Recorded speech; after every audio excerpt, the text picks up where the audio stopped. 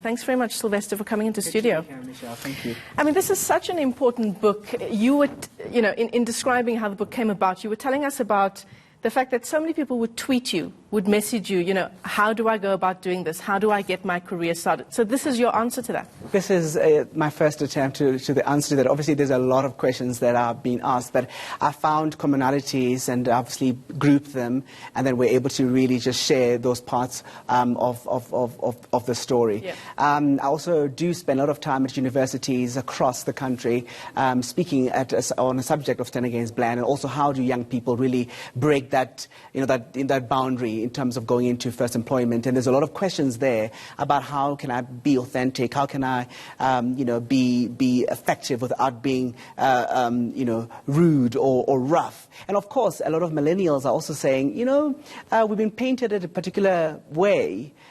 Because people say that we don't hardworking enough, we're a new generation that want things now, and how do they manage that? And I think that was really important for me to kind of put pen to paper and try to answer that and to try to help. Yeah.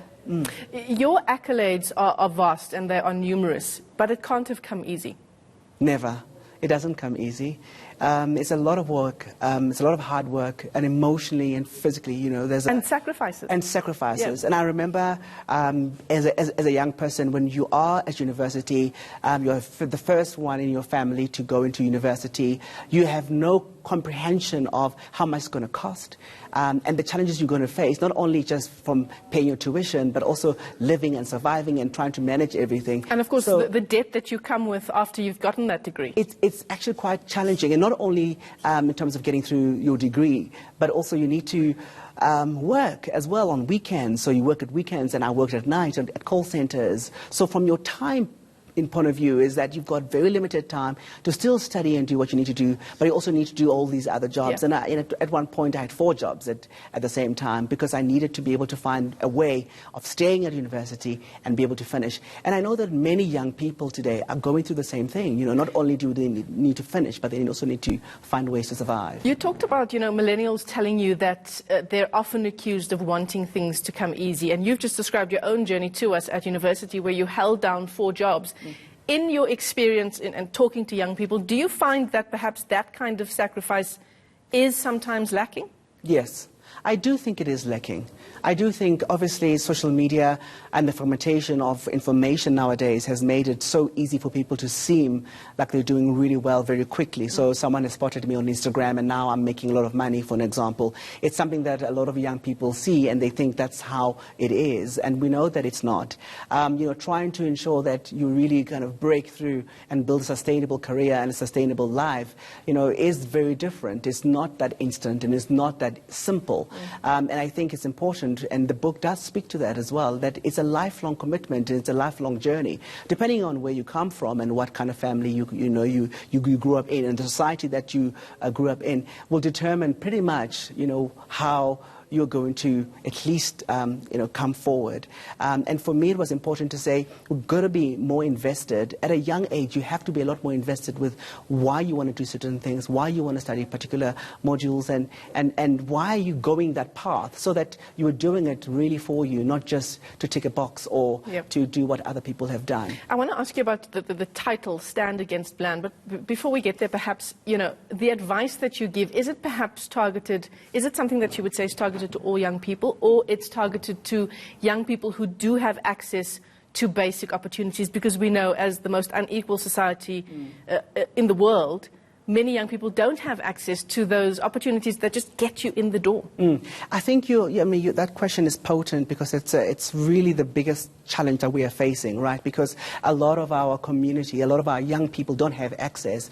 But I think the book also tries to say, I didn't have access myself. But are you just one person? Are you the exception to the rule? And I'm trying to say that I should not be the exception to the rule. I'm trying to say that perhaps many of us can actually be able to do that. And I remember, it is in the book, for an example, I had an opportunity to go to an audition, and I arrived in Rand Park region, coming from Soweto, and I studied in the township, and I'd never really been that exposed. And I get to this room, and everybody is like literally Model C English, coming all over me, and it's like, white kids speaking, young people expressing themselves, and I was like from the township and never really had that opportunity. And I remember I struggled so much because I just thought, oh my God, I don't know how to speak like they do. I don't know how to express myself the way that they do, etc. So then I started really just, taping myself on a TDK cassette and speaking myself, onto the cassette, reading, so that I can just make an effort myself, so that I can feel like I can belong. Next time I go back, I can start pushing myself. So there's a lot of that element of, we can all say that there's no access, but there's also those individuals, I guess like me back in the days, who actually, didn't have the access, but when they're given the opportunity, you almost have to try to do all you can to stay focused. I mean, I feel like we shouldn't belittle just the struggles that ordinary South Africans have to go through sometimes to get their foot in the door. But what you're saying is try.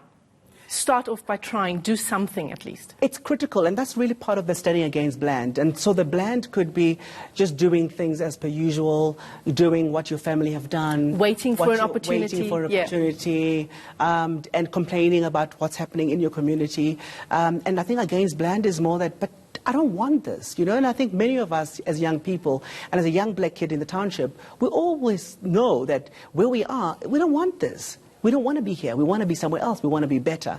So I think part of that is it's an emancipation of how we think. Because sometimes we think that is not me, or I can't really go to do that because I don't have access to it. So we already preclude ourselves, or exclude ourselves rather, from opportunities that are given.